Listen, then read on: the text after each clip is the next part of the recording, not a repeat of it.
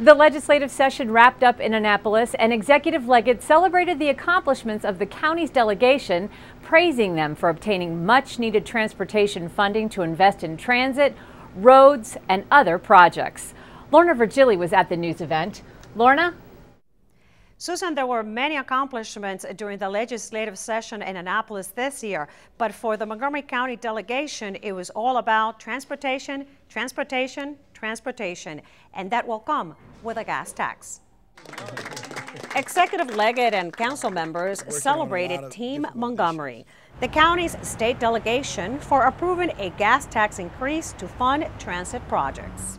We estimate that there are probably close to 100,000 jobs that are related in some form or fashion to our ability to resolve our transportation challenges. Whether you're talking about the Purple Line, what we're doing at White Flint, White Oak, the Carter City Transit, the Science City, you name it, it is tied to transportation. And as we started our budget hearings last night, I can tell you that it's a different tone, but I think that has to do with the notion that as we had to cut so many different positions and programs in the last 3 years, $1.2 billion of gap that we had to close, the question was always, and what are you doing to grow the base? What are you doing to grow revenues? And for us, this issue of master plans and this issue of moving forward with transportation infrastructure is tied to that economic development strategy. For years, Executive Leggett stood practically alone advocating for increasing the statewide gasoline tax to grow transportation funds.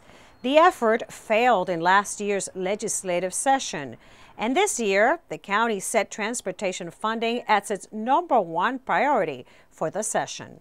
We zeroed in on the target this year, and everybody was together on it, and we simply refused to leave Annapolis until we passed the Comprehensive Transportation Infrastructure Investment Act of 2013, and we had total unity and cohesion and focus on that.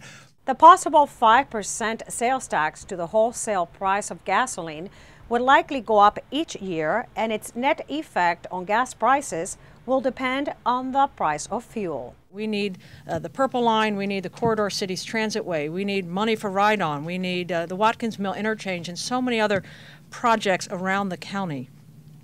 And I would say that this, where other jurisdictions had other priorities, this was our #1 priority, and the governor, the speaker, and the Senate president knew that this was the #1 priority in Montgomery County, and knew that since we, as the economic engine of the state of Maryland, we needed this money, we needed to keep business moving, we needed to keep people moving, and so we were delighted to come up with this success this year. The delegation was also congratulated for passing other measures, including the state's gun violence law, the abolishment of the death penalty, and driver's licenses for undocumented residents. In Rockville, for County Report This Week, I'm Lorna Virgili.